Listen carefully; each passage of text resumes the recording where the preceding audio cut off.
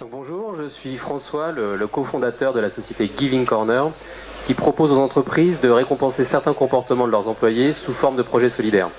Donc on a développé une plateforme web collaborative sur laquelle chaque employé peut, en fonction de certaines activités qu'il fait au quotidien, ça peut être baisser sa consommation de papier, ça peut être faire des travaux administratifs, gagner des points, et avec ces points, il peut choisir des projets solidaires. Donc en baissant sa consommation de papier, par exemple, il va pouvoir offrir des repas à des personnes SDF en France, planter des arbres, vacciner des enfants.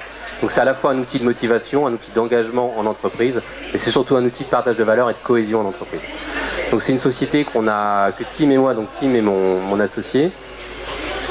J'ai rencontré Tim en 2007 sur les bancs de l'école, on faisait tous les deux un MBA à Fontainebleau.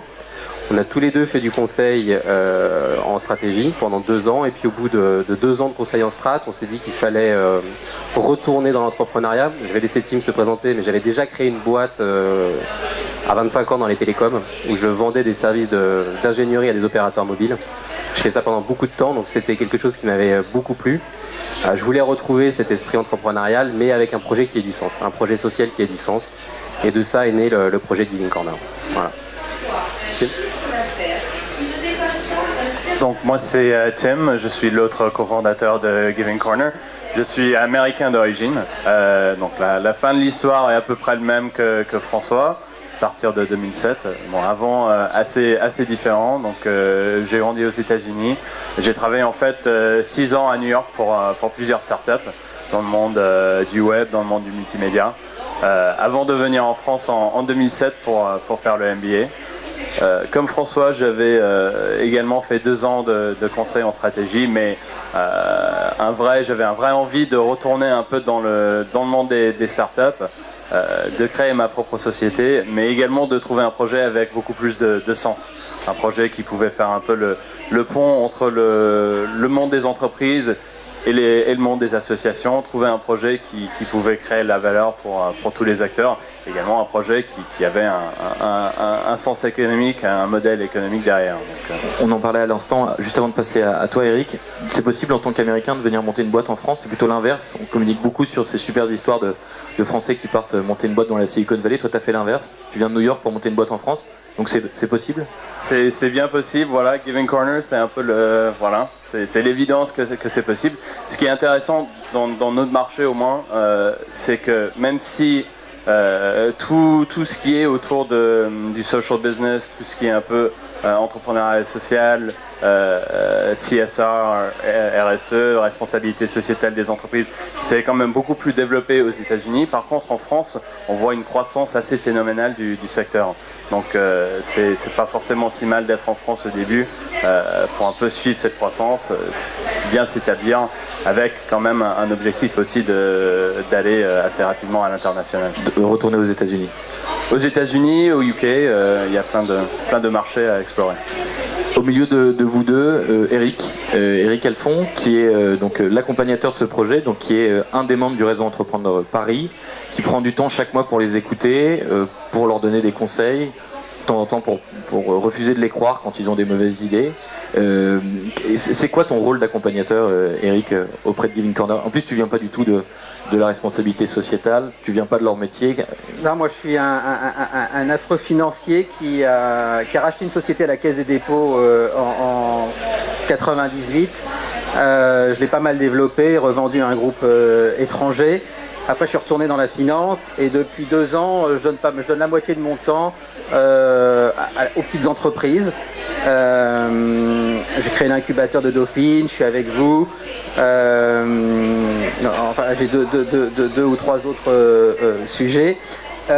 Mon rôle essentiellement, Tim et François sont des anciens consultants, ont fait de très bonnes études, donc dans le cadre de c'est pas un accompagnement classique comme pour l'incubateur de Dauphine où les étudiants ne connaissent rien ou sont vraiment un peu paumés.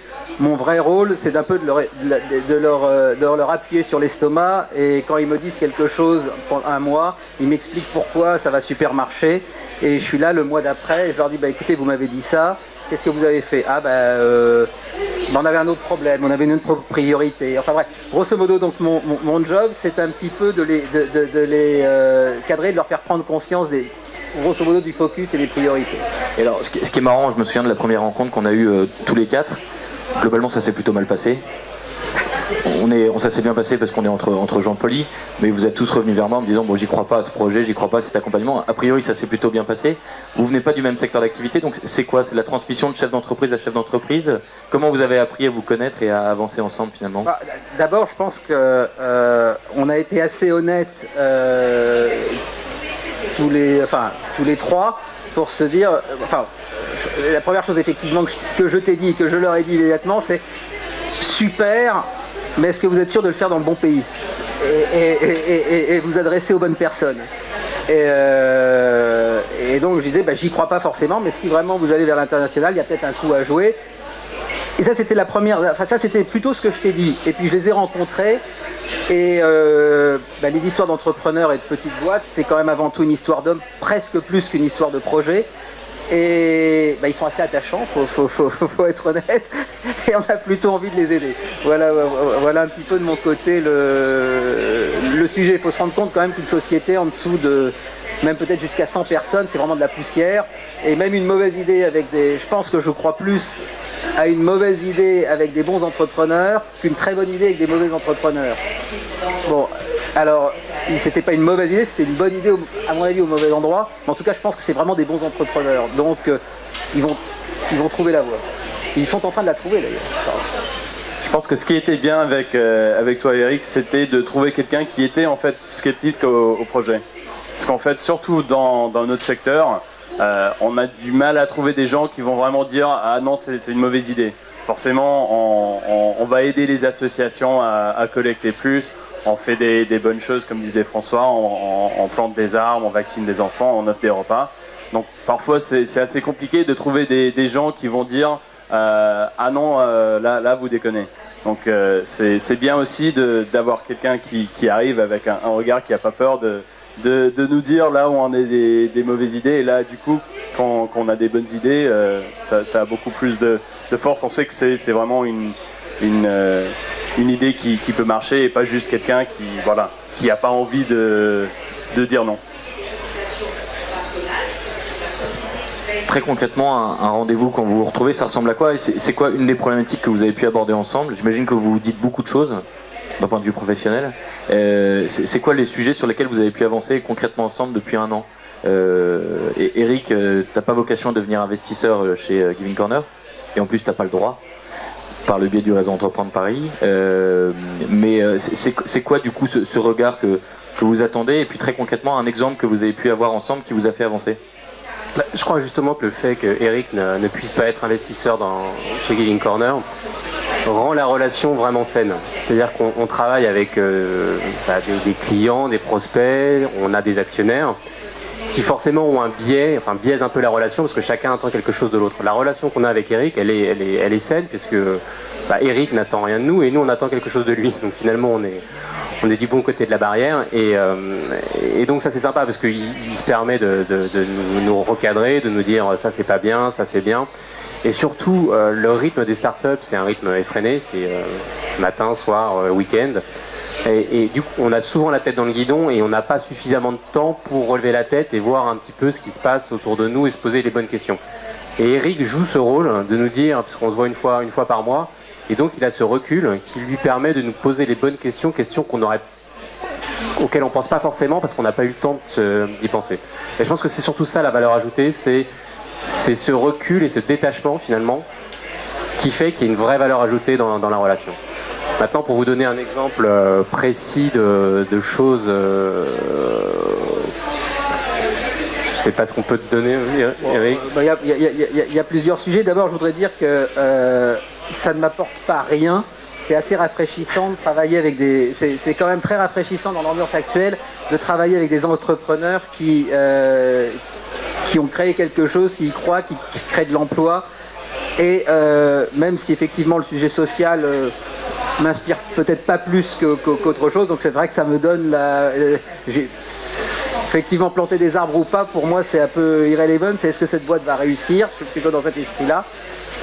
Mais des sujets très concrets, ça va de on a signé avec tel client, comment on fait pour le développer un peu plus, jusqu'à ah ben on signe pas, et bien sûr quand on signe pas dans une petite boîte, les fondateurs peuvent se trouver, surtout quand on est un ancien consultant et qu'on gagne bien sa vie chez Ben, on commence à se poser des questions sur son futur. Il peut y avoir un peu de friction à un moment ou à un autre dans la répartition des rôles entre les fondateurs.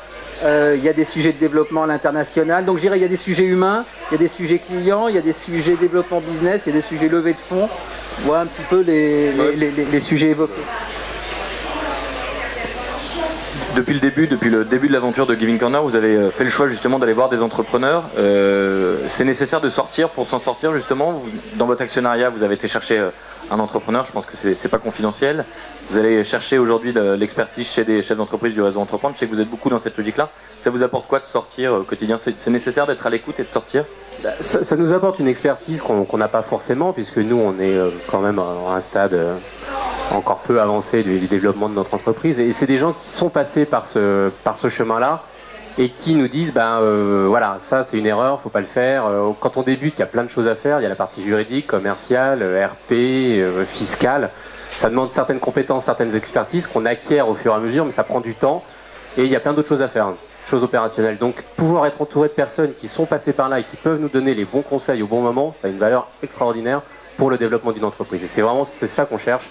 C'est cette expertise et cette confiance aussi, parce qu'il y a un réseau d'entrepreneurs qui se crée, et souvent il y a aussi une complémentarité entre les différentes entreprises, les différentes startups, et c'est aussi ça qu'on cherche, travailler dans un environnement vraiment entrepreneurial. Et quand on parle de conseils, on pourrait croire que c'est des conseils plus stratégiques, que voilà, les discussions entre entrepreneurs, c'est vraiment qu'est-ce que je vais faire, c'est quoi mon plan sur 2 ans, comment est-ce que je vais me développer. Il y a forcément ce côté-là, mais aussi il y a vraiment le côté plus opérationnel. J'ai besoin d'un expert comptable, est-ce que tu connais quelqu'un? J'ai du mal à gérer un de mes salariés, t'es passé par là, comment je fais? J'ai besoin de faire la relation presse, je ne sais pas par où commencer. Tu l'as déjà fait, comment on fait? Donc c'est également, on peut avoir des échanges très intéressants avec d'autres entrepreneurs qui sont sur des sur des projets assez différents d'une autre, mais finalement on a tous un peu les mêmes problématiques assez opérationnelles, donc c'est toujours bien de sortir et échanger sur ce type de sujet aussi. L'autre spécificité du réseau Entreprendre, c'est que vous êtes accompagné individuellement par un chef d'entreprise, et vous avez aussi tous les mois des rendez-vous individuels avec d'autres entrepreneurs qui ont créé des boîtes en même temps que vous.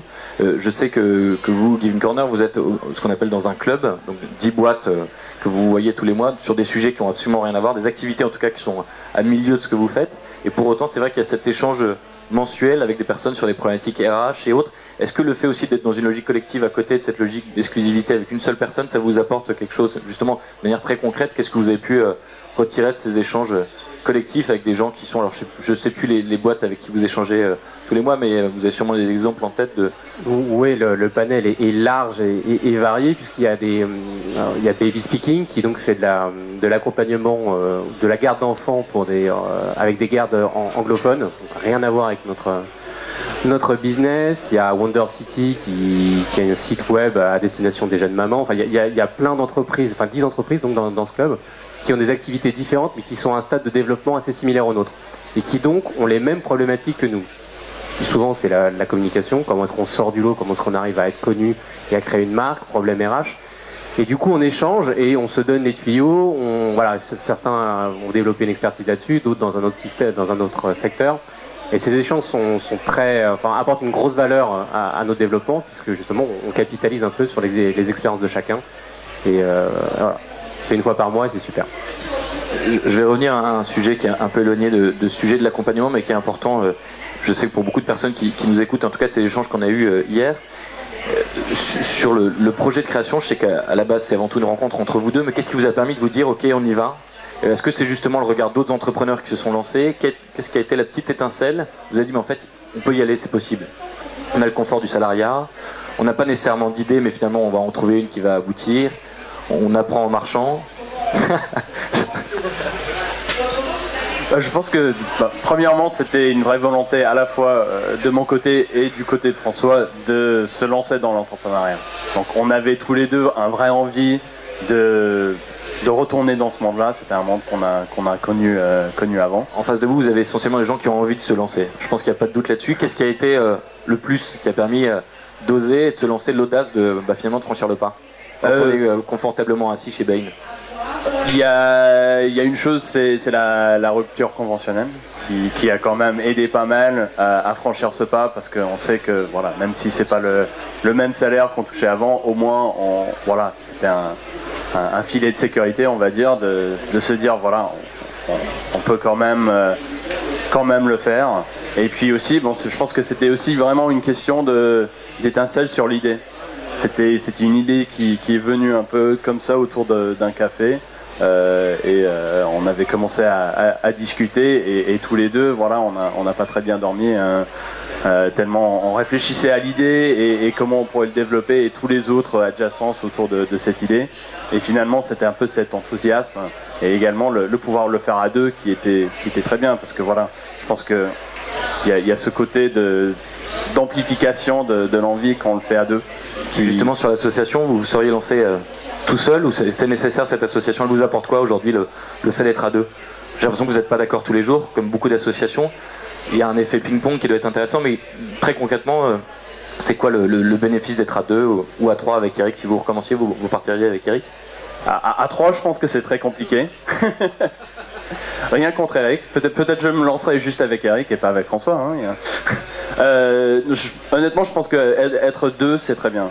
Être un, c'est quand même très compliqué. C'est compliqué à deux aussi pour d'autres raisons, mais c'est quand même bien de pouvoir répartir un peu les tâches, de pouvoir un peu, s'il y a des problèmes de morale, de pouvoir se remonter tous les deux, et également d'avoir quelqu'un avec qui on peut partager les hauts aussi. À trois, c'est très compliqué parce qu'il commence à avoir des vrais jeux de pouvoir. J'ai travaillé pendant 5 ans à New York pour une start-up où il y avait 3 cofondateurs et j'ai vu un peu les difficultés avec ce genre de configuration. Donc pour moi, 2, c'est assez optimal. C'est quoi les basiques de l'association pour que ça fonctionne? Je pense, on parle beaucoup au démarrage de tout ce qui doit être cadré, des pactes d'actionnaires, des répartitions de rôles. Je te vois. Je pense qu'au début, il faut éviter de passer par ça, tout ce qui est pacte d'actionnaires, de rédaction des statuts et autres. On rédige quelque chose, on lance le projet, on voit comment ça marche. Si au bout de 6 mois, ça marche pas, on arrête. Mais il n'y a pas besoin de cadrer la relation dès le départ, puisque de toute façon, la relation va évoluer avec le projet. Donc si cette relation qui va être le pilier un peu du projet, de toute façon est mauvaise à la base, c'est pas un pacte d'actionnaires ou des statuts bien rédigés qui vont changer grand chose. Le projet est mort dès le départ. Donc ça sert à rien. Je pense que c'est plus une relation de confiance. C'est aussi une complémentarité, c'est être capable de dire toi tu as des compétences dans ce domaine-là, moi j'ai plus des compétences dans l'autre, et on va s'associer pour un projet commun. Voilà, c'est plus une relation, c'est pas un mariage, c'est pas une relation amoureuse, c'est une relation réfléchie, stratégique et basée sur l'efficacité et sur la sincérité. Voilà.